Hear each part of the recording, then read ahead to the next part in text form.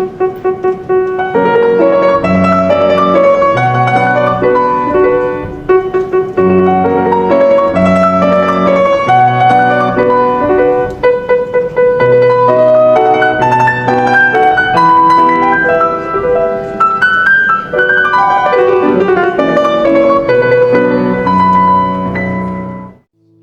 pangarap, mga liwanag at dilim sa kapanahunan ng kadiliman.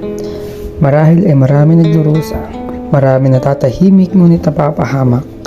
Oo, naninirahang takot at naghihinagpis. Hinihintay ko ang araw na ito ang lahat ay lilipas. Malayo sa kabiguan at pang-aapi. Kaya kayong mga kalabang ko, mga dayuhan, huwag niyo ang akong salingin. No limit ang hire. Alamin ninyo ang kwento ng mga taga San Diego. Maraming malungkot, masungit, marami rin ang nagsasaya, parang walang problema. O di kaya'y nagkukunwaring walang problema.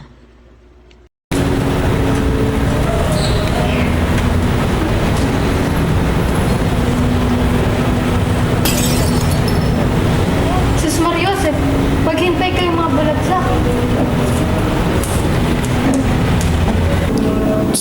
Nakakayamot ang bansang ito. Halatang iba ang pamamahala dito kumpara sa pamamahala sa Madrid. Ang masama pa, puro mga Indio ang nakatira. Ayoko talaga sa mga Indio. 20 taon ako nagsilbi at nagtiis sa pagdildil ng kanin at saging sa bayan ng San Diego bilang pura paroko. Ngunit, nang umalis ako ay ilang matatanda at hermanos terceros lamang ang nagatid sa akin. Mga walang utang na loob. Magdahan-dahan naman kayo sa pagsasalita, Padre Damso. Pagkat nasa ilalim pa rin tayo ng bubong ng isang Indio. Tama siya, Padre. Hindi natin gusto yung maging komplikadong ang damdamin ni Kapitan Tiago. Huwag kayong mag-alala. Matagal nang hindi tinuturing ang Tiago ang sarili niya bilang Indio. Malayong malayo na siya sa ganoong walang ganong na tao. Sigurado namang hindi ganun kasi saklap nang nangyari sa amin ang nangyari sa inyo. Naku! Siguradong masasayang ang pera mo pagpunta rito. Wala kang ibang kakainin kundi tinola sa handaan at matutulog ng hindi nasisihan.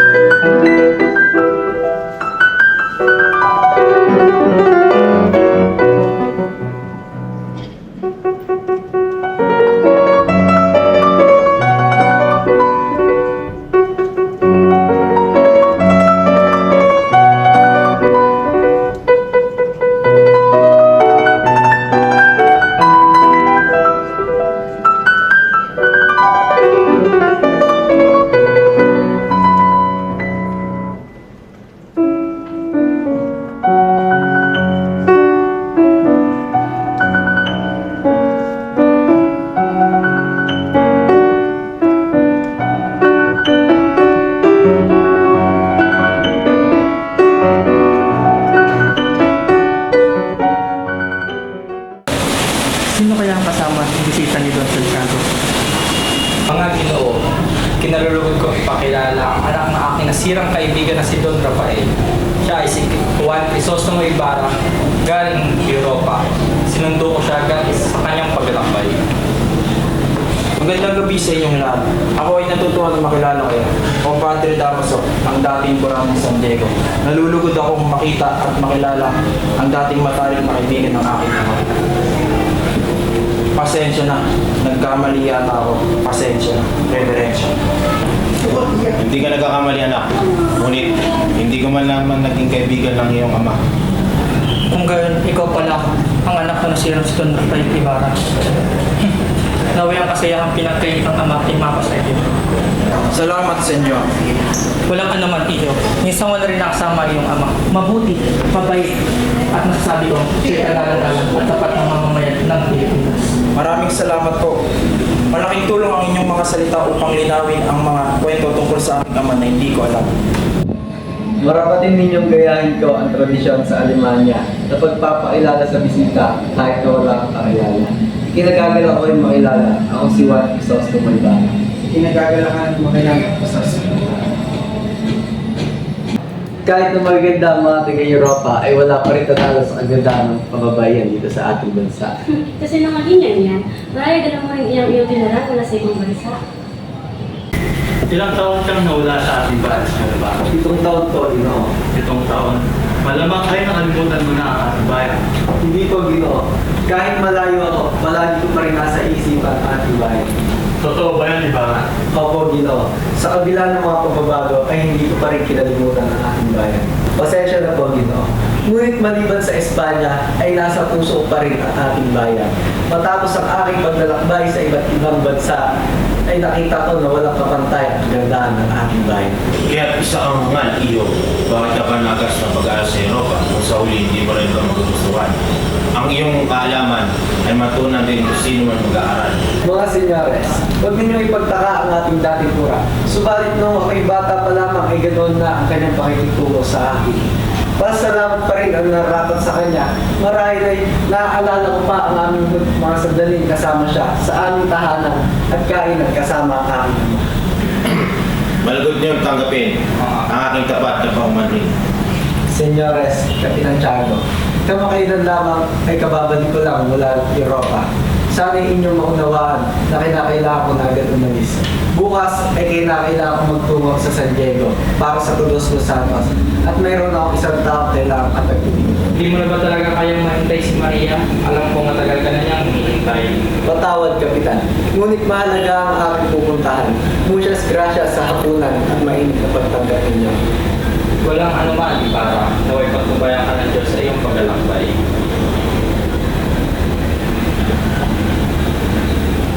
Nakita niyo ba? Minsan, ang mga anak natin nagiging masama. Lumalaki ang ulo nila at iniisip nila na mas mataas sila sa iba. Si Ibaray lumalakad na di batid kung saan siya patutungo. Sa mahinang lakad ay narating niya ang liwasan ng binundok. Nagpatuloy siya sa daang sakristiya. Naroon ang mga intsek na nagtitinda ng sorbetes at mga babaeng nagbibili ng punong kahoy. Binata, mag-iingat ka. Ang nangyari sa iyong ama ay dapat maging aral na din.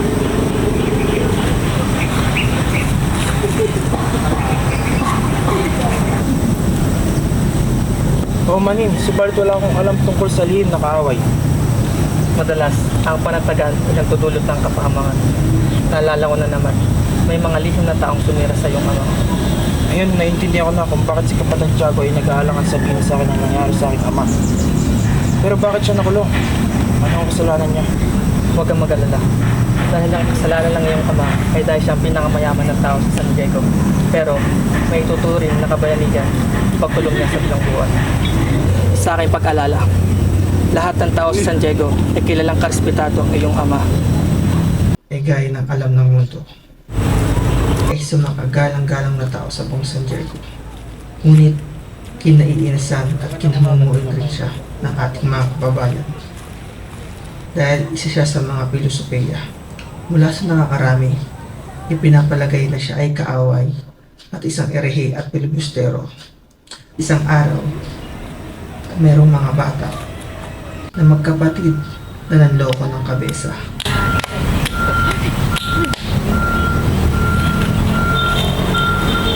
Ginoo, maaari ba bang basahin ang laman ng sulat na ito? Umalis kayo sa akin, daraanan ko kayo, ikulong ko kayo sa kwartel. Ha? Talaga ba? Kami, ikukulong mo. Basahin mo muna ito. Hindi niya kayang magbasa. Mas maganay pa ang kutsa niya kaysa sa kanyang ulo. Labastahan!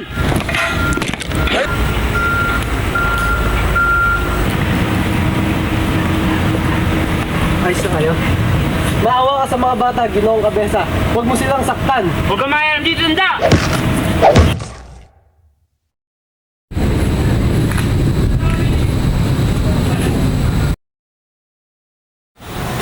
Nabusog kaya ang mga bisita sa handaan, Isabel? Sa palagay ko'y oo. Sa dami ng ating handa.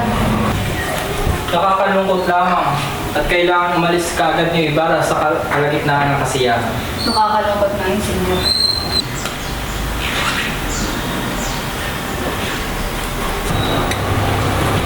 Ama, sino yata malalim ang iyong iniisip? Wala ito, Maria. Ako'y lamay nagmumuni-muni at inaalala ang Pinoy.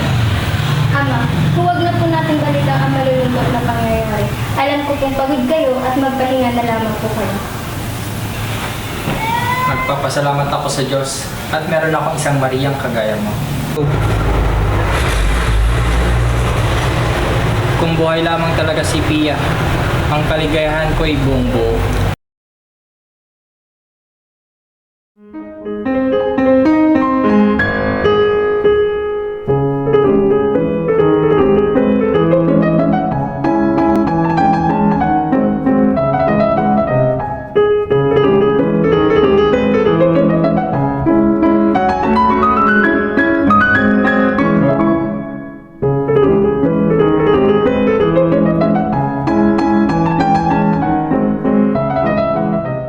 Maswerte ako at tayo pinagdigma ng ating mga magulang.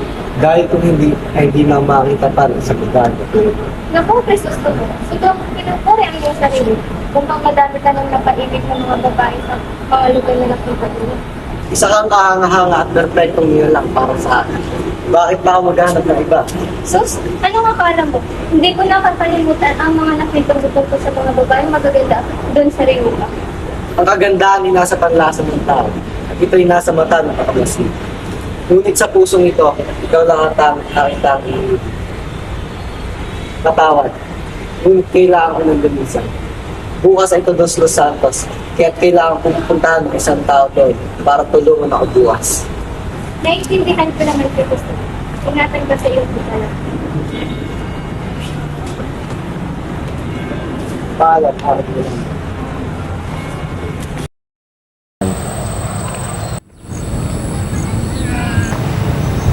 Napakaliwalas talaga dito sa labas. Oo nga, Tiago, at masarap ang singin ng hangin. Siya nga pala, napadaan si Ibarra sa ating tahanan. Hinahanap niya si Maria Clara upang ito'y kausapin. Tignan mo nga naman ang nagagawa ng pag-ibig, Isabel. Oo nga, Tiago. Sadyang mapait at matamis ang pag-ibig. Paano mo naman nalaman yun, Isabel? Hindi ka pa naman nakakaranas na umibig, hindi ba? Hindi ko, Tiago. Ako itigil-tigilan mo. Hindi ako manhid sa aking mga dating manliligaw. Kinaumagahan, aalis sina Tia Isabel at Maria Clara nang makasalubong nila si Padre Damaso na papunta ng kanilang bahay.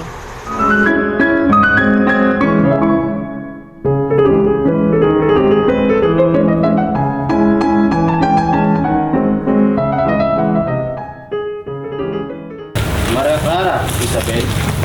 Magandang umaga, Reverensya. Walang umaga. Mukhang may pupuntahan kayo. Saan ang inyong patungo? Magpupunta lamang po kami sa Beaterio Padre. Kukunin ko lamang po ang aking naiwang mga gamit ko. O sige, bueno. Kausapin ko lang ang inyong ma. Muchas gracias, Padre.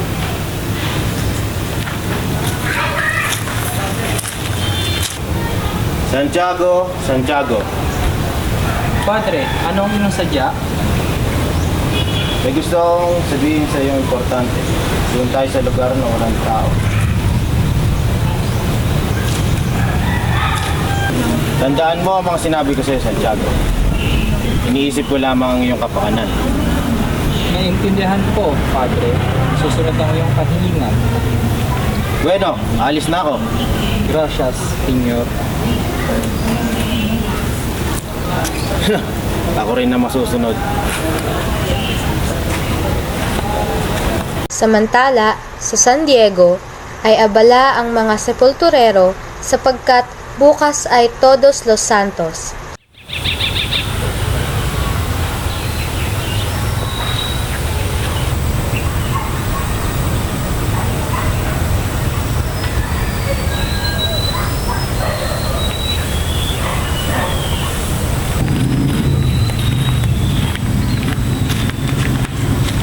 Ako aalis muna. Titignan ko lang yung mga pwede pang hukain doon. Sige, ingat.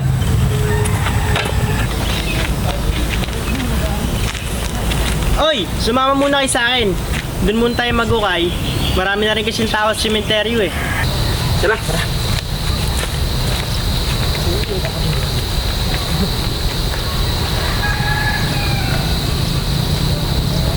Dahil sa Todos Los Santos noong araw na iyon, ang sementeryo ng bayan ng San Diego ay nabuhay muli dahil sa pagdagsa ng mga tao. Pumunta rin si Ibarra para bisitahin ang puntod ng ama, kasama ang isang utusan.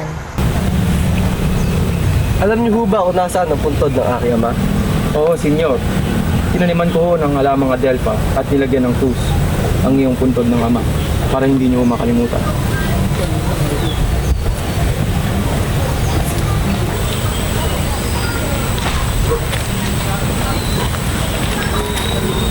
Akala ko ho ba ay alam niyo ang kinalalagyan ng puntod ng aking ama? Dispensa, senyor. Alam ko naman ho talaga yun eh. Ang hindi ko lang ho alam ay kung ba't tayo naliligaw. Ayun oh, alam ko ho, doon siya nakalibing eh. Magtanong ka doon sa sepulturero kung bakit ganoon ang puntod. Sige ho, senyor.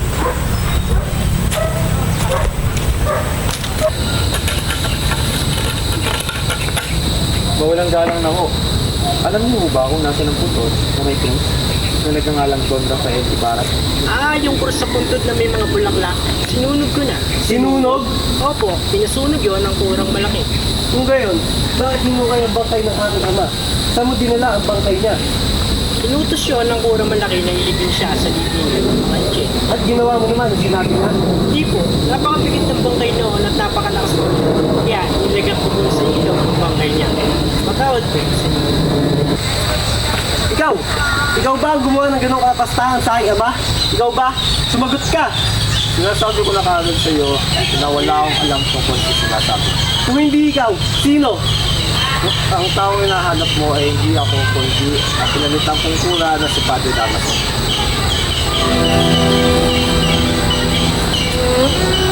Patawad, ngunit para sa akin ay napakasakit na sinapit ng iyong ama. Hindi ko siya masisisi sa kanyang nagawa. Gabayan nawa siya ng may kapal. Sa ikalawang kampanaryo ng simbahan, naroon sina Crispin at Basilio, mga batang sakristan sa kumbento. Si Basilio, 10 taong gulang, at si Crispin, 7 taong gulang, ay inatasang magbatingaw. Nag-uusap ang magkapatid tungkol sa kanilang maliit na kita at sa maling akusasyon laban kay Crispin. Dumating ang sakristang mayor, itinuturing na diktador ng simbahan na nagagalit at nagpapataw ng multa. Nililinaw ni Crispin ang kanyang kawalan ng kasalanan, ngunit pinagsasaktan siya ng marahas ng sakristang mayor. Kahit ang kapatid na si Basilio ay nagmamakaawa para sa kanyang kaligtasan. Hindi niya magawang protektahan si Crispin. Sa kahabaan ng kabanata, nagtatapos ito sa nakakatakot na katahimikan, kung saan iniwan si Basilio na harapin ang malupit na realidad ng kanilang sitwasyon. Samantalang iniintay ni Sisa ang pagdating ng kanyang asawa na si Pedro. Sisa! Biglang dumating ito ng gutom at agad na kinain ng handa ni Sisa nang hindi man lang nag-aantay sa kanyang mga anak. Okay, Pedro. Bakit marami pa mamaya na lang?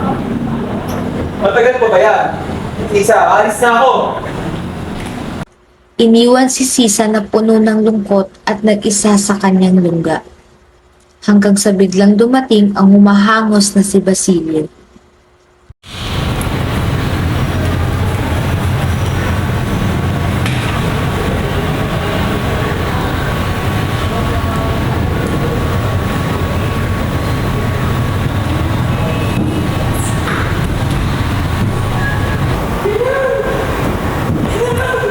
Basilio? Diyos Maria si Basilio. Bakit ka dumaan? Anong nangyari sa'yo, anak? Asa si Crispin? Kami na rin. Naiiwan namin ko sa kumbento. Naiwan? Bakit siya naiwan? At siya ba'y buhay pa? Natulog na ang mag-ina sa kanilang papag. Naglalaro pa rin sa isipan ni Basilio ang sinapit ni Crispin sa sulok ng kumbento habang takot na takot. Umuukil-kil sa isipan niya ang mga daing at sigaw ni Crispin habang wala siyang magawa dahil sa sariling takot. Sa kapaguran, nakatulog si Basilio.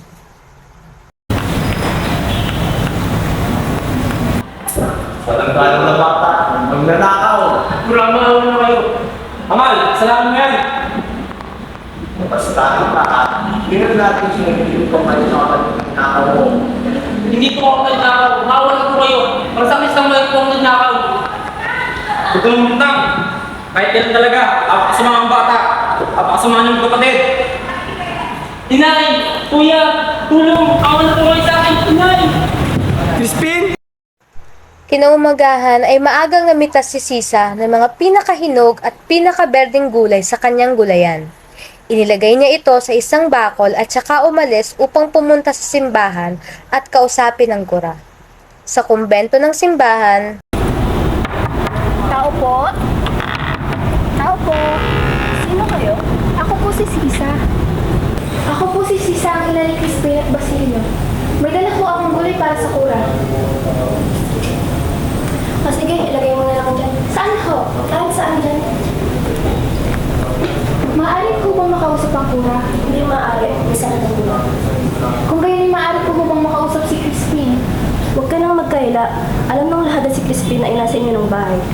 Ngunit si Basilio lamang po naiwan sa aming tahanan at si Crispin iniiwan dito. Naiwan nga, ngunit tumakas din magtapos magnakaw ng maraming bata. Baka ngayon nahato siya ng mga kwalisido sa inyo eh. Alam mo, napakabuti mong asawa, ngunit masama naman ang iyong mga anak, tulad ng kanilang ama. Hindi totoo Lalo na yung maliit. Naku, baka higitan pa niya ang ama niya. Hindi ako manindihan. May sakit ang kura. Hala, mapasalit sa akin. Umiyak. Tulong!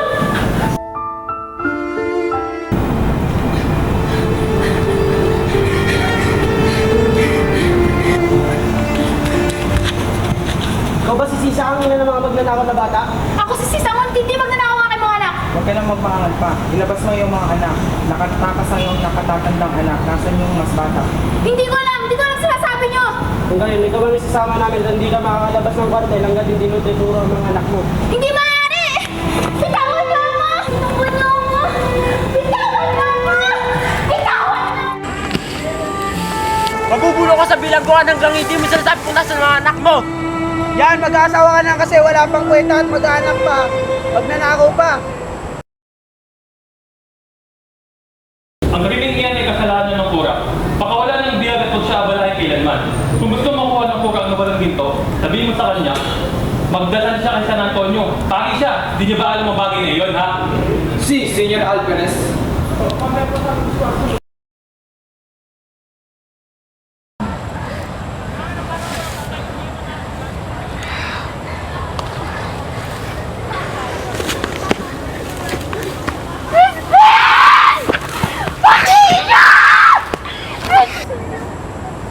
Crispin!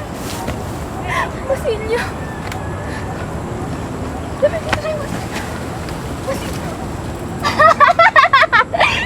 Damit na ni Basilio! Basilio! Ba't may dugo ang damit mo? Mahal ko mga anak! Asa na kayo? Hangin nakita mo bang aking mga anak? Hindi! Hindi! Hindi mo nakita ang aking mga anak? Ikaw, Puno! Nakita mo ba ang aking mga anak? Ha? Nakita mo ba ang aking mga anak? Kayo, nakita niyo ba ang aking mga anak? Hindi. Crispin! Basilio! Asa na kaya?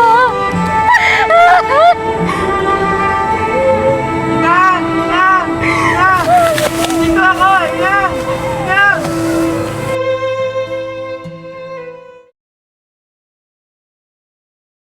Tatanda ko lahat ng mga kailangan para magpapaliwaliwag. Oo nga pala, nasabi sa akin ni Maria na ayaw niya makasama ang kura.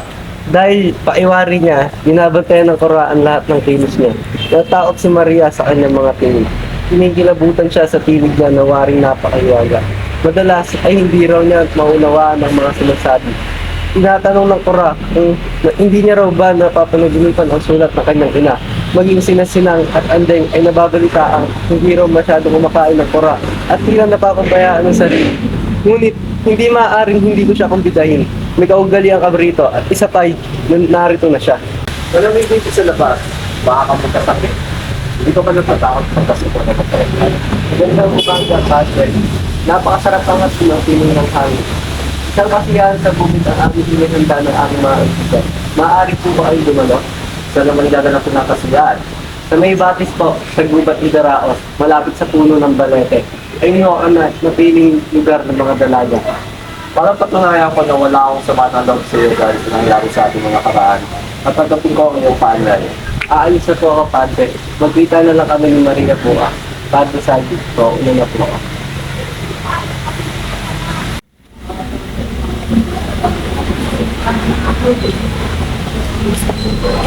Hindi niyo po ako nakikilala, Ginoong Crisostomo.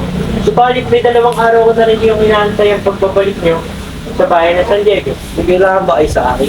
Tinatawag nila akong tulisan, kaya tulang ni isang nagnanais tumulong.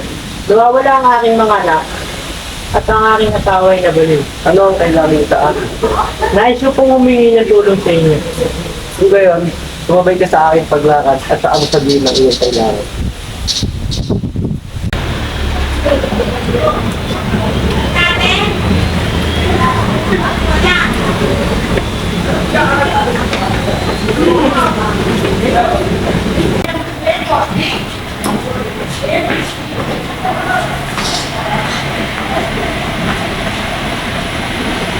Baka naman nakakabulabog ang ingay niya sa mga natutulog. Maaari bang hinaan niyo muna ang boses? Kamusta mga binigay? Yan ang gusto rin ang kamulos. Hindi kayo ako nun? Ihanda na ang paasong sa sabaw. Kailangan may hulog ng isda sa kumukulong sabaw. Kaya maano lang ang hirap kung di mo na pinag-isang gilid. Oo, mandiin, ngunit ayoko. Sige nga, Victoria. Si Maria Clara, maaari ba siya umawit? Oo nga, sige na. Naku, malulungkot ang kanyang mga awit. Ayos lang yan. O sige, hanapin ko lang siya. Naku, kumukulo na ang sabaw. Buwaya? May buwaya sa baklad na ito? Oo nga, nakakapagtaka dahil bago ng undas ko pa ito pinandaw. Naku, Crisostomo, ano nangyari sa iyo? Ano ang ngalan ng bata? Iligtas ko siya mula sa panganib. Utang ko sa iyo ang aking buhay. Hindi kayo dapat naging mapusok. Hindi ninyo dapat ginagawang biro na gano'n na lamang ang matayan. Paano nalaman kung ikaw ang napahamak? Kung napahamak at nasundan, nasa piling na ako ng aking pamilya. Siya nga pala, ano ang iyong pangalan? Magiting na bangkero. Elias. Elias po, senyor. Nang sumunod na umaga ay nagtungo si Don Ibarra sa bahay ni Peloso Potasio upang humingi ng payo sa kanyang ipapatayong gusali. Nariyan pala kayo, Ginoo. Nabala ko po kayo. May paglilingkod ba ako sa'yo? May nais na ako po ako isang dumi sa inyo. Bakit po kayo nagsusulat ng isang hieroglifiko? Dahil hindi ako sumusulat sa aking panahon, kundi nagsusulat ako para sa inaarap. Ha! Sa panahon ngayong mababasa ng aking mga sinusulat, tiyak na hindi ito pahalagaan at susunugin pa ito. Ngunit ang susunod na sa nila ay higit na matatalino. At kung ito'y kanilang mababasa, masasabi nilang hindi pala lahat inutulog sa panahon ng kanilang mga limunan. Anong wika po kayo sumusulat? Sa sariling wika natin na Tagalog. Maaari po bang gamitin ng hieroglifiko ang wikang Tagalog? Maaari, higit na mabuti ang alpabet ng Tagalog kaysa sa wika natin. Nga pala, naalala mo ba ang pagkapatay sa buhaya? Opinyon ko lamang ito, subalit sa tingin ko'y sinadyang kabalain ng inyong kasiya, sapagkat hindi siya imbitado at dumating pang lasing ang kanyang asawa. Nais ko po sanang humingi ng payo sa inyo. Gaya ng ginagawa ng aking ama kung siya'y nabubuhay pa. Nais ko rin po magpatayo ng isang paaralan at bilang pag-alala sa aking kasintahan. Matagal ko ng pangarap ko yan. Pangarap ng isang pilit. Sasabihin din ng mga taong baliw kayo sapagkat humihingi kayo ng payo sa isang napagkakamalan nilang baliw. Para sa kanila, ang kapitan ay matatalino kahit walang pinag-aralan at walang ibang ginawa kundi magsunod-sunuran sa kura. Bakit hindi kayo humingi ng payo sa kura o sa kapitan o sa iba pang may tungkulin? Maaari silang sundin, maaari din hindi. Naniniwala ako na mangyayari lahat ng aking plano na walang sagabal.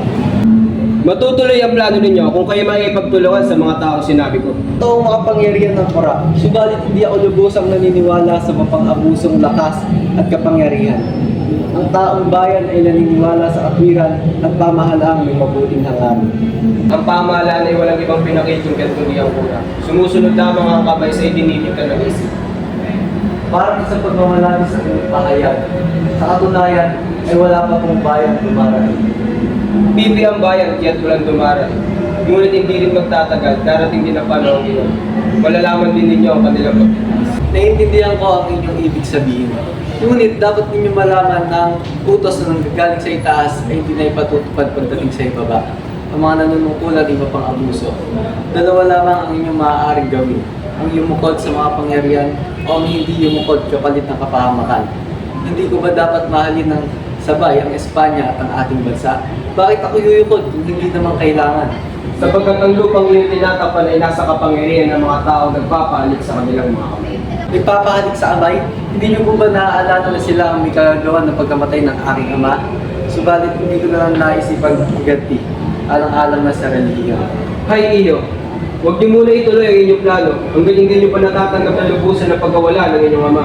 Matutulungan kaya nila ako at paniniwalaan na ang paralan ang aking papatayo ang magiging tulay upang lumaya sila sa kamangmangan ng bayan ito at matuklasan ang pangangkam sa kumbento. Mabiguman kayo, nakakatuwang isipin ginawa ninyo ang dapat ninyong gawin. Naintindihan ko na ang inyong mga sinasabi. Ngayon ay pupuntahan ko ang Kora at sana hindi siya maging katulad ng Padre Damaso. Salamat Ginoo at pakipapatungo na. Sinunod ni Ibarra ang payo sa kanya ng pilosopo. Sa kabutihang palad ay nagtagumpay ang proyekto. Nakapag-ipon sila ng puhunan sa paggawa ng paaralan. Isang araw, bago gawin ang nasabing proyekto, ay idinaos ang paglalagay ng palitada at pundasyon ng paaralan. Kinausap ni Nol Juan ang taong madilaw, na siyang humihila sa panghugos. Tinanong niya ito kung paano iyon gumagana. Taong madilaw, paano mo nagawa ang paghuhugos na iyon? Ganito ho iyon. Sa kaunting pwersa lamang ay kaya ko itaas at ibaba ang mga batong iyon. Mahusay bata, ngunit ang isang kagayang dilaw na kagaya mo ay kayang gumawa ng arkitekturang ito. Namatay po ang aking ama sa pagkatrabaho sa mga Ibarra ay senyor. Sa kanila ko po ito natutunan. Senyor, baka gusto nyo maglagay ng taukan ng bato. Hindi na, Alkalde. Hayaan mo na eskribano sa kanyang trabaho. Bumaba na kayo, senyor. Kung hindi ko ipag-uutos na ihugas ang bato. Huwag kang mag-alala, ligtas ako.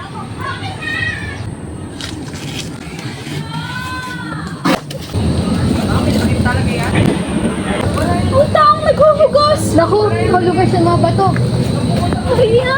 Madali kayo. Hanguin niyo ang bangkay niya. Ang bahala sa libing niya. Napakasawing palad. Kailangan maimbestigahan ang pangyayaring ito. Hindi na, Alkalde. Kung gagawa pa tayo ng pagsisiyasat, ay walang mangyayari. Nais niya akong patayin, ngunit napatay niya ang sarili niya. Hayaan na natin siya at bigyan ng magandang libing. Kahit na maputi na siguro ang aking buhok, ay wala na tayong makikita si bait ni Don Ibarra. Siyang tunay, siya yung napakabait at napakapitagang tao. Nako, masamang simula.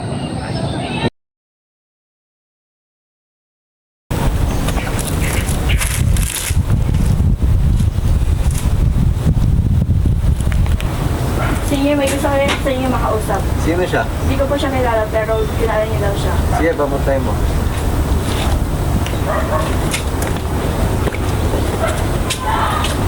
Elias, tuloy ka. Hindi ko inaasahan ikaw pala ang darating. Halika, mag-usap tayo. Patawad senyor, pero dapat talaga ay mag-ingat na kayo. Marami kayong lihim na kaaway. Hindi lang ikaw ang unang nakapagsabi niyan sa akin. Marami pa silang mga nagtatago sa likod ng mga nakangiting muka at mabait na katauhan. Isa na ang madilaw kanina sa kanila. Hindi lamang po ako sigurado sa iba sa kanila. Upang hindi kayo mapahama, kailangan hindi alam ng inyong kaaway na kayo handa. Mas mabuting makikita nila kung kayo hindi nag-iingat at nagtitiwala kayo sa lahat. Ikinalulungkot ko ang pagkamatay ng tao yung kanina. Kung siya ay nabuhay, malamang napakinabangan din natin siya upang matuntun pa ang iba upang kaaway. Patawad doon Ibarra, ngunit nagkakamali kayo. Sa galit niya, kung siya ay buhay, ay magtatago na lamang siya mula sa baluktot nating pamahalaan. Ngunit mukhang nilalain ng Diyos ang mamatay siya. Sana lagi niyo paghahandaan ng bawat sandali dahil paniguradong maghahanda rin sila upang mapuksa ka. Bueno, Senyor, alis na ako. Maraming salamat po. Ako dapat magpasalamat sa iyo dahil iniligtas mo ang aking buhay. Magkikita pa ba tayo ulit? Oo naman, Senyor, kahit kailan niyo naiisin at kahit kailan niyo ako kailangan, may pagkakautang pa ako sa inyo. At alam kong hindi sapat ang aking ginawa upang mabayaran niyon. Paalam, Elias. Ilang araw na ang lumipas. Pagkatapos maggawa ang buong paaralan, ay isang piging ang naihanda na dinaluhan ng maraming mga taga-Alta de Sociedad. Nag-uusap ang alkalde at si Ibarra. Puro papuri ang ipinukol ng alkalde sa kausap, habang sumimangot at nagpasaring sa kanya si Padre Damaso.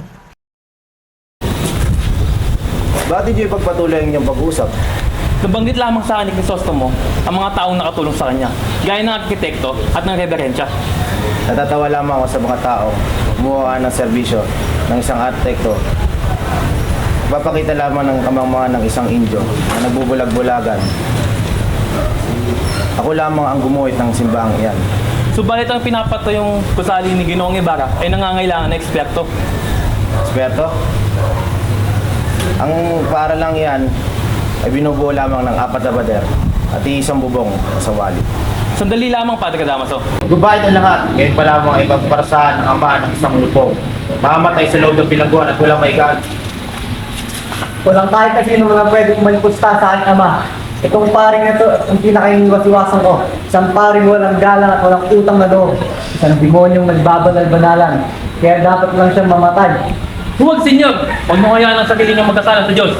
Magdasal ka na sa iba't ibang santo, Padre. Makikita natin kung dugo o lusa ang dadali sa iyong mga ugat. Crisostomo, huwag! Maawa ka para sa akin.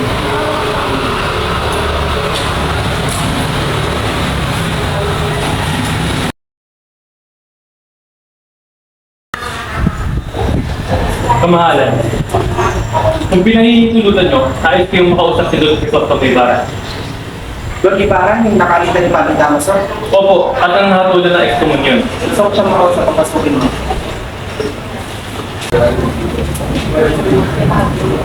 Isang karangalan kayo makilala sa inyo, Ibarra. Pare na lang mo pagsuwan.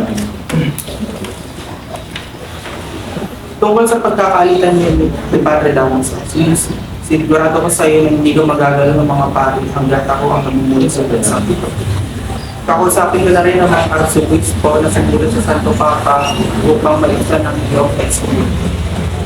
Kahit ako ay kano iyon kung ginawa sa akin ama ang ganoong kalapastangan.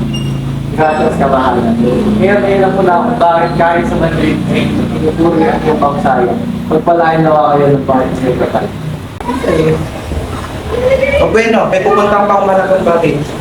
Maraming salamat at nakilala kita. Hindi po, kamahalan. Aalis na po ako. Maraming salamat.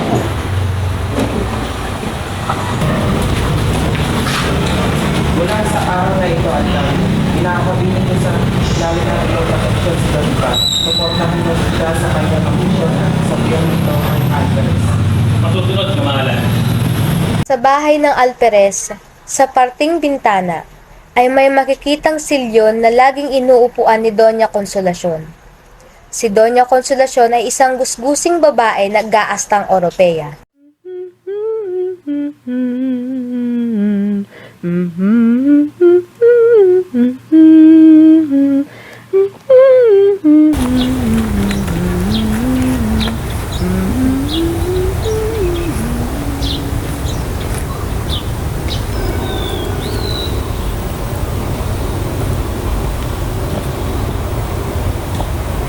Sumama ka sa akin. Bitawan mo ako, Ginoo! Sumama ka sa akin. Bitawan mo ako! Sumama ka sa akin. Vamos! Elias, sa mujer que canta Tagalog, el mami etiende na hase falta ser Espanyol. Tigil na, huwag ka nang kumanta, huwag ka nang kumanto, nakahapis sa akin ang tulang iyan. Donya, hindi ko mawaring Tagalog ka pala. Ngayon ikaw naman ang sumayaw. Sayaw! Baila India! Baila, baila con kondenada salbahe! Ano ang nangyayari sa'yo? Hindi ka man lang nabigay ng magandang gabi. Dalhin mo ang baliw na ito. Sabihin mo kay Marta na bigyan ng ibang baro at gamutin. Pakainin ng maigi, bigyan ng maayos sa higaan. At mag-ingat kayo at huwag siyang napaslanganin. Bukas ay ihatid siya sa bahay ni Ginoong Ibarra. Masusunod po, Ginoong Alvarez. Huli ka dito! Patakbong nanaog si Kapitang Tiago at Tia Isabel nang marinig ang pagtigil ng sasakyan sa harap ng bahay. Ang dumating ay si Dr. Tiburcio de Espadanya, ang asawa nito na si Doktora Doña Victorina de los Reyes de Espadanya at Linares. Pinakikilala ko sa inyo si Don Alfonso Linares de Espadanya.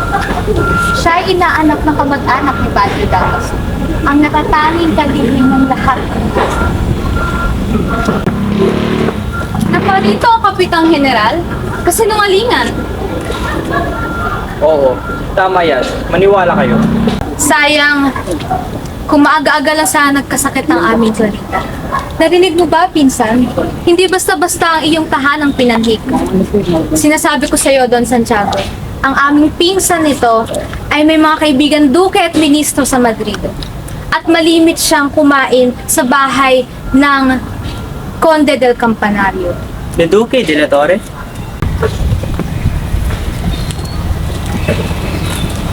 Saan ko po kaya matatagpuan si Padre Damaso? Dahil ako'y may diyang dala para sa kanya. Siya sana'y sasadyain ko dahil sa pagkakataon na ito. So yun nga, siya nga rito sa bahay na ito ngayon at mamaya siya ipapalito. De Espadanya, puntahan natin si Clarita. Alang-alang lamang sa inyo, ang asawa ko hindi gumagamot ng kung sino lang, kundi matataas na tao lamang nasa Madrid ko siya.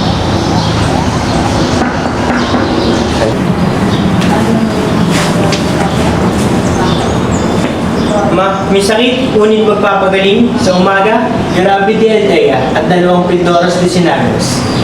Gagaling ka, Clarita. Makatatagan mo lang yung loob. Papakilala kita sa pinsan mo. Ginoong Linares, narito na si Padre Damaso.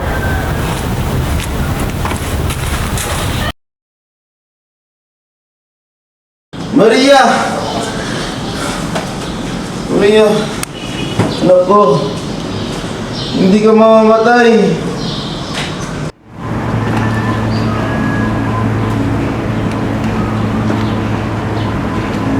Ikaw ang inaanak ni Carlitos. May lihim siya sa akin tungkol sa iyo. Ngunit hindi kita nakilala. Dahil kasi hindi pa ipinapanak nang ako yung mali sa Espanya. Sinasabing ihanap kita na mapasukan at asawa? Sa mapasukan ay madali. Marunong ka bang bumasa at sumulat? Nag-aaral po ako ng manananggol sa Universidad ng Central. Jaske, hindi ko akalain para kang mahinhin na babae. Bibigyan kita ng isang babae. Oo, isang babae. Hindi naman po ako nagmamadali, Padre. Halika at kausapin natin si Santiago.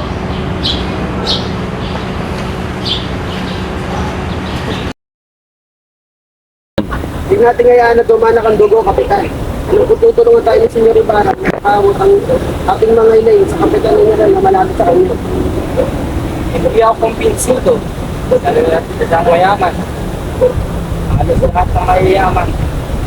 Ay walang ulitupad kundi ang magpayaman. Bigyan niyo po ako ng pagkakataon na gawin ng mga apang plano ito.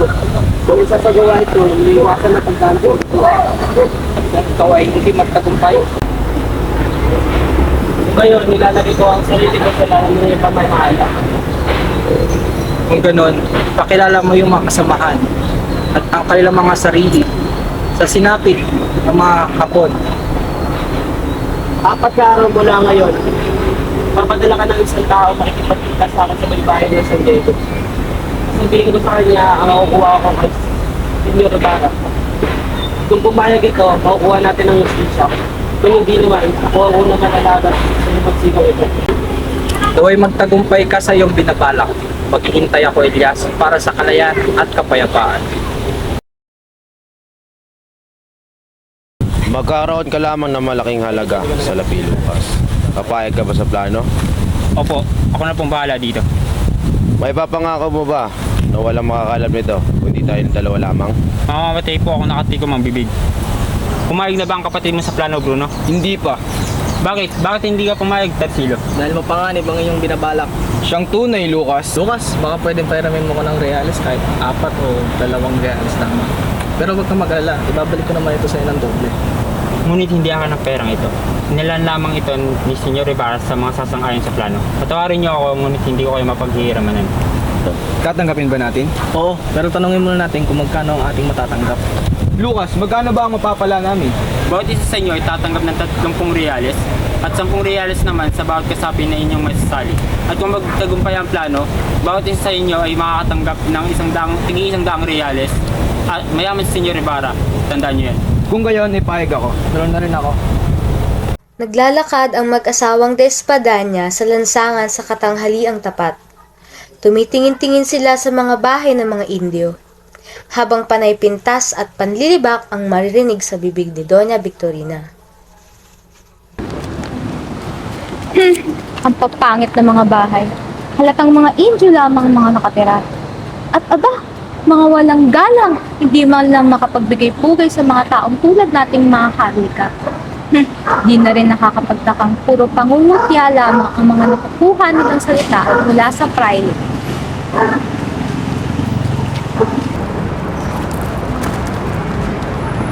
Bakit kayo nakatingin? Maaari bang kayo'y naiinggit? Mahal kong esposa, huwag kang mag-skandalo dito, nakakaya sa mga tao. Huwag kang makialam kung ayaw mong tumilapon ng justice. Kayo, kakainggitan ko? At bakit? Akin iinggitan ko nga pala ang inyong nakugot. Para sabihin ko sa iyo, Doña Alpereza, hindi ako probinsyana katulad mo. Sa sobrang sopistikada mong tao, walang nakakapasok na Alperez sa aming bahay kaya naghihintay lamang sa aming pintuan. Aba, Excelentísima Senyora Puput, hindi nga nakakapasok ang mga Alperez, kundi ang mga pilakyo na tulad ng iyong asawa. Aba, talagang ginagalit mo ko ha, wala kang galang. Walang iyang probinsyana to. Labandera ka lang naman noon bago mo nakilala ang iyong asawa. Aba, gusto mo ng gulo ha, pagbibigyan ka, Doña Becerra. Sus, Mariosep Konsolasyon, anong gulo na naman ito? Magtigil ka't nakakaya sa mga tao. Ibili mo ng disenteng damit ang pera nyo. Pero kung wala kayong pera, ba't di kayo magnakaw sa bayan? May mga sundalo naman kayo. Ikaw ang bumili ng asal, mga walang modo, at aking ang mayaman ngunit sayad sa lupa ang asal. Magtigil ka, Alvarez. Kumakalipos na ka sa amin yung parang kay ganda ng iyong moral. Sa ngalan ng Panginoon, magsitigil kayo. Para kayong mga hayop, mga hindi edukado. Nakakapanginayang na ang mga taga-alta de syudad ay nagiging mga Indio na rin. Panginoon ito, sigurado magsisisi kayo sa mga ginawa ninyo at sisiguraduhin ko rin na magkukumpisal kayo. Entiendes? Hindi, ganun siya. At kayo, magsiuwi na nga kayo. Nandito na nga kayo at lahat-lahat, hindi nyo pa inawat. Guys, Panginoon ko, patawarin mo sila sa kanilang mga kasalanan. Hindi alam ang kanilang mga ginagawa. Luluwas tayo ng Maynila. Magsusubong tayo kay Kapitan General. Ikaw naman, di mo man lang pinaglaban ng iyong pagkalalaki. Dapat hinamo mo sa Alperez ng revolver, sable, o kaya... Iha, alam mo namang di pa ako nakakahawak ng... Ibarra, nagpunta ka rin ba sa maraming bansa? Oo, marami na parehas kami ni Ibarra. Linares, hamunin mo Alperez ng sable. Bakit doon na Victorina? Ano nangyari? Dahil ang Alperez na yan at ang kirida niya ay nilibot kami. Responsibilidad mo na pagtanggol kami. Kung hindi, malalaman ang lahat at tunay mo pagkatao. Huwag kang mahingay doon na Victorina. Kung ganon, ano ang gusto mo mangyari doon niya?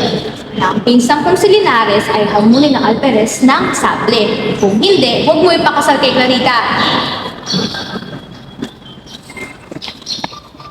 Oh, bakit umiyak ang Clarita? Hindi siya nasabihan sa ating kasunduan na si Liana sa kanyang pakakasalangan, hindi si Crisostomo Ibarra. Ngayon yung mapapatunayan ang kahalagaan ng mga praile. isang babae ng umpisal kagabi. Ganap na ikawalo ay sasalakayin ng kwartel, papasukin ng kumbento at papatayin ang lahat ng mga Kastila. Magkakaroon ng isang malaking pag-aalsa. Sino ang taong huliin ko? Minahon po kayo. Ang dapat ay paghandaan ninyo ang pagsalakay sa kanila. Bigyan niyo ako ng 4 na Gwardiya Sibil at sabihan ng mga bantay sa daungan. Tungkulin niyo yan sapagkat kayo ang bibigyan ng medalya. At kung sakaling magtagumpay kayo, ay huwag niyo po sana kalimutan banggitin ang aking pangalan. Nang marinig ni Elias ang pag-uusap ng padre at ng alperes, ay dali-dali siyang pumunta sa bahay ni Don Ibarra. Katuklasan na magkakaroon ng isang malaki pag-aalsa at kayo nakatakdang mapahamak sapagkat isisigaw ang inyong pangalan ng mga manghihimagsik na bayaran. Huwag na kayo mag-alilangan pag Ginoo. Anumang oras na maaaring sumiklab ang pag-aalsa, kailangan na ninyong umalis. Saan ako pupunta? May naghihintay ba sa akin? Kahit saang lugar, sa Maynila o sa bahay na makapangyarihan upang hindi nila masabing totoo may kinalaman kayo dito. Paano ko ako magsuplong ng pag-aalsa? Isipin nila kayo taksil. Tipinahin sila para mahuli. Sunugin ang mga kasulatan na tumakas. At maghintay kung ano mangyayari, yun ang dapat mong gawin. Si Maria Clara? Hindi. Mabuti pang namamatay na lang. Tulungan mo ako, Ginoo. Diyan nakatago ang sulat ng aking mga pamilya. Ibukod din yan sa aking ama na siyang mga pagpahamak lalo sa akin. Nakikilala po ba ninyo si Don Pedro Ibarra Mendia? Siya ang lolo ko sa tuhod. Siya ang dahilan ng kasawian ng aming angkan. Kayo ang tinuturo sa akin ng Diyos para makapagiganti. Tingnan niyo ako mabuti. Tingnan niyo ang mukhang ito na punong-puno ng pagtitiis. Samantalang kayo nabubuhay, umiibig, may kayamanang kinikilala. Nabubuhay! Nabubuhay!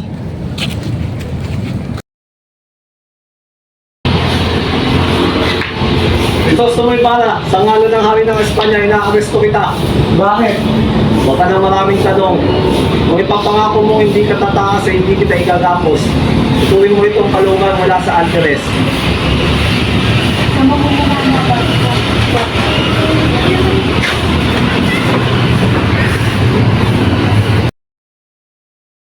Ito ang lakas loob na ng laban at nag-utos sa mga kasamahan na tumakas. Ano ang pinangako sa inyo ni Crisostomo Ibarra para sugurin ng kwartel kagabi? Ginanti lamang namin ang aming ama na inyong pinatay sa palo. Hanapin ninyo ang inyong dalawang kasama. Sila ay inulog namin sa bangin kung saan sila ay mabubulok. Sino ang mga kadabwat? Dalhin yan sa mga bangkay. Kilala mo sila?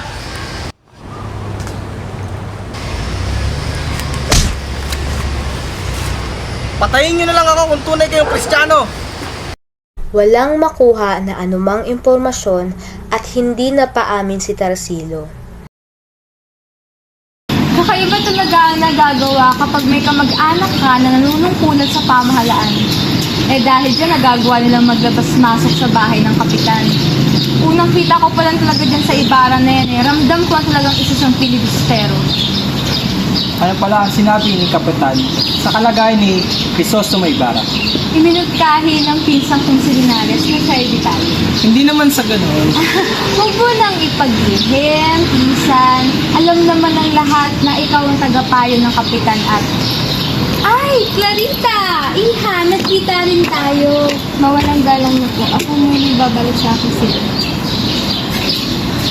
Tiago, dapat matuloy ang kasal ni Maria Clara at ng pinsan ko.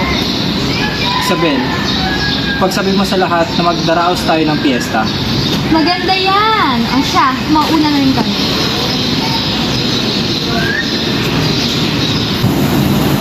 Pura, bakit nga po pala kayo napalipat sa Maynila? Wala na akong gagawin dito kaya tinalaman ko kung naging sa Maynila. Awakin man ay aalis sa palang ito upang pamuno ng isang pangkat na magayaot pa rito sa iba't ibang lalawigan para puksain ang rebelyon at pag-aalsa. Ano nga po pala ang mangyayari sa pilibustero? Kung si Crisostomo Ibarra ang inyong tinutukoy, sa aking palagay dapat siyang bitayin gaya ng mga sularin noong himagsikan taong 1872. Ang sa akin lamang, marahil ay dapat siya ipatapon. Masyado siya naniniwala sa kanyang mga kasulatan. Kung ang mga Dossi ay nagbigay ng iba pang pangkahulugan at ebidensya, naniniwala ko kung nagpapawalang pinsala si Ginoong Ibarra. Sinabi ng manananggol na ayon sa salaysay ng mga tulisan na kailanman hindi napag-awit si Ginoong Ibarra. Manapay ang kaaway niya at nangangalang si Lucas. Isang sulat lamang ang naging batayan ng mga tausig laban sa pagkabara. Kinikilala niya ang sulat na ito. Panagbigay ng babae bago siya pumunta ng Europa. May malambong pahayag, talata at sulat naglalaman ng panlalabas sa pamahalaan. Paano nakarating ang mga sulat sa mga taga-usig? Malamang ay natakot ang babaeng binigay at isang isnuko ang mga sulat sa mga taga-usig. Marahil naman ay nalaman na ng pamahalaan ang tungkol sa sulat at pinuntahan na nila ang napagkamalang binigyan. Mabuti nga na ibinigay na ang sulat. Natitiyak ko na maganda ay inyong kapalangan. Crisostomo!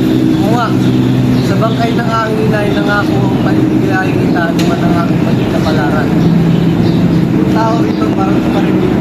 Magamat ito ang tinutupad sa ating sumpaan. Pinapalaya na kita. Matawarin sana ako ng alaala ng aking sasakit. Natagpasan ko ang aking pagkakatao sa kita ng aking pagkakatao. Ang aking pinikilalang ama at hindi ang tinubo ko. Hindi ako maaari magpapasakit. Kailangan mo ng katibayan. Totoo lahat ang aking sinasabi. Mainiwan ang sulat ng aking ina. Maria, isa kang anghel. Masaya akong na naniniwala ka sa akin. Kansel ka na. Oo, yun ang gusto mangyari ng aking kinikilalang ama. Ano ang gusto mong mangyari? Madilim ang hinaharap. Ngunit gusto kong malaman mo na minsan lamang ako umibig at hindi na tumaang kiniluman. Anong mangyayari sa'yo? Tumakas lang ako, Maria. Mamaya lang ay malalaman natin kita. Paalam, Crisostomo.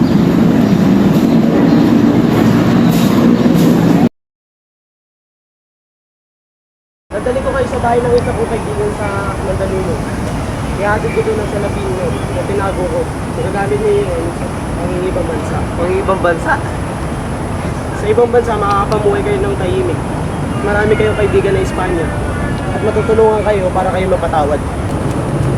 Pero iniligtas mo ang buhay ko ng 2 beses kapalit ng angkan sa aking angkan. Kaya marapat na lamang ibalik ko ang mga yaman na wala sa inyo.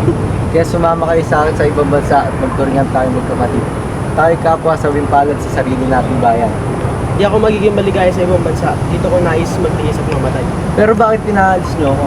Sa ibang bansa ay maaari pa kayo magtagumpay.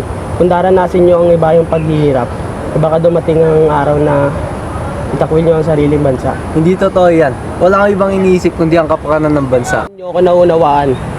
Naniniwala akong iniibig nyo ang bayang ito sapagkat hindi nyo pa naranasan ang paghihirap. Subalit pag dumating ang araw na maranasan nyo ang hirap, gutom at pag-uusig, naniniwala akong itatakwil nyo ang bayang ito. Humihingi akong tulong para sa mga sawing palad, ngunit hindi nyo ako pinakinggan. Sila ang pinakinggan nyo. Ngayon, tinutugis na nila kayo at kayo tinuturing na kaaway. May katwiran ka, Elias. Ako'y taong umaayon sa takbo na panahon. Malinaw na sa akin ang lahat ngayon na ang ating bayan ay may nabubulok na sakit na kailangan ng panlunas. Isang kanser ng lipunan na kailangang gamutin at sugpuin. Akong nagtatanggol sa bayan ay isa na ngayong pilibustero. 300 taon silang nagpasasa sa atin habang tayo naging sunod-sunuran sa kanilang pangalipusta. Nagyaon ay halos nawalan na tayo ng pag-asa. Nawalan na tayo ng pananalig sa Diyos. Wala nang natitira, kundi hingin natin ang ating karapatan at lakas. Dali, natuklasan na nila ang pagtakas. Magtago ka muna dito.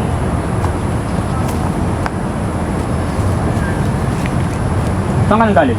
Nilasyonan ko po ng dabo ang pura at tango ko sa Maynila. Sige, maaari ka na magpatuloy. Huwag ka lamang magsasakay na mas sino sapagkat may isang bilanggo na nakawala. At kung siya iyong makahuli, tiyak na gagantipalaan ka. Paano ko siya makikilala? Nakalabeta at mahusay sa wikang Kastila. Kaya kayo pakakaingat. Sige po, salamat.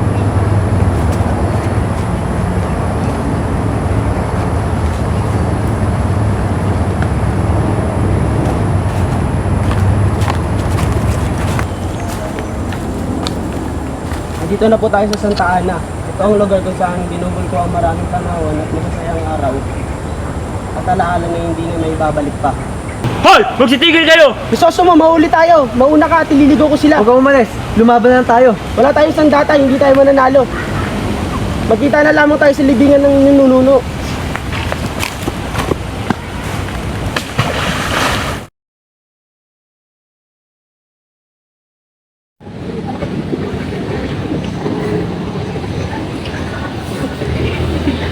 Matakot ka, no? Yung inaasahan namin. Dito ako para saksihan yung kasal. Wala ka bang tiwala sa akin? Nakaka ko. Sabihin mo sa akin kung ano nangyayari sa'yo. Ama, mahal pa po ba ninyo ako? Tulungan niyo ang aking ama para hindi matuloy ang kasal.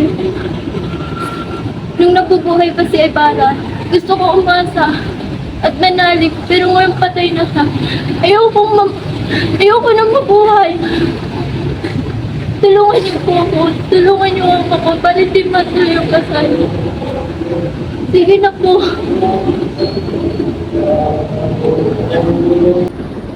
Hindi na mas nakakikit si Liaris kayo. Maaari ako magpakasal kahit kanina. Hindi nabubuhay pa si Ibarra. Pero ngayon patay na siya. Walang sino magtatawag sa aking asawa, hindi kumbento o sementeryo lamang. Anak ko, hindi ko sinasadya ang kalungkutan mo ito. Gusto ko lamang bigyan ka ng magandang kinabukasan dahil mahal kita. Mahal niyo pala ako, Ama. Bakit tinakanihan niyo ako maging malungkot habang buhay? Di na kita mapaparangalan, pati ang kaligayahan mo. Umiilan ka ng iba pa. Mahalin ng binata kahit sino man siya, huwag lang ang kumbento. Hindi! Ang kumbento o ang kamatayan lamang ang aking pipiliin. Diyos ko, naparasahan mo ako, pagpalain mo ang anak ko. Ayokong mamatay ka, magmamadri ka. Diyos ko, talagang narito ka nga, nagpaparusa ka.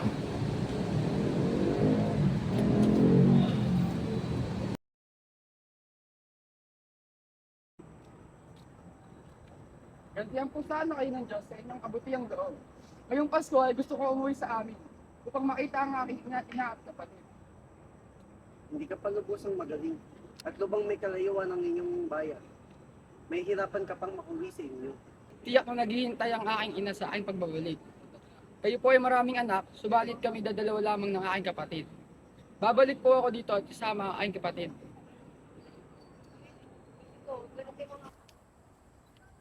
Inang! Inang! Ako to si Basilio! Inang! Ako to si Basilio!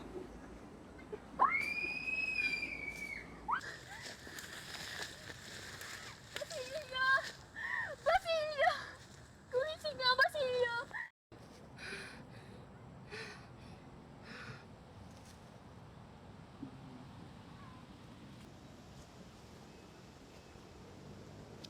Inang! Inang! Gumising ka, Inang! Inang! Gumising ka! Inang! Ano ang babae niya? Siya po ang aking ina! Sugatan ako at may 2 araw na akong hindi kumakain o umiinom man lang. Di magtatagal at mamamatay na rin ako. Sinugi mo ang aming bangkay ng iyong ina. Walang darating na sino man kung kaya mo mga gintong ibinaon ko. Ariin mo yun at gamitin mo sa pag-aaral. Mamatay akong hindi mo man lang kasilayan ang ningning ng bukang liwayway ng aking inang bayan. Kayo mapapalad na makakakita, batiin ninyo siya at huwag kayo limutan ng mga naglakmot at nasawi sa dilim ng gabi. Pagkatingala sa langit, ay kumibot pa ang mga labi na tila nananalangin hanggang sa unti-unting nabuwal sa lupa si Elias. Ay, sa pas. Masyadong mapagal.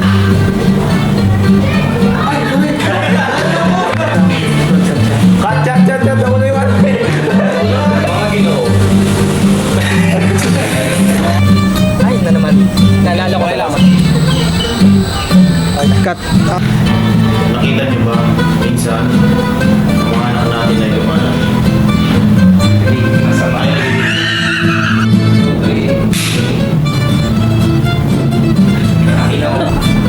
Ikaw na. Yung patawad sila. Cut. Action. Ngayon, nilalagay ko ang may ka sa iyong pinabala. Ngiti ka! Para sa mali. Cut. 3, 2, and 3, 2, 1. Ano nga, Gary?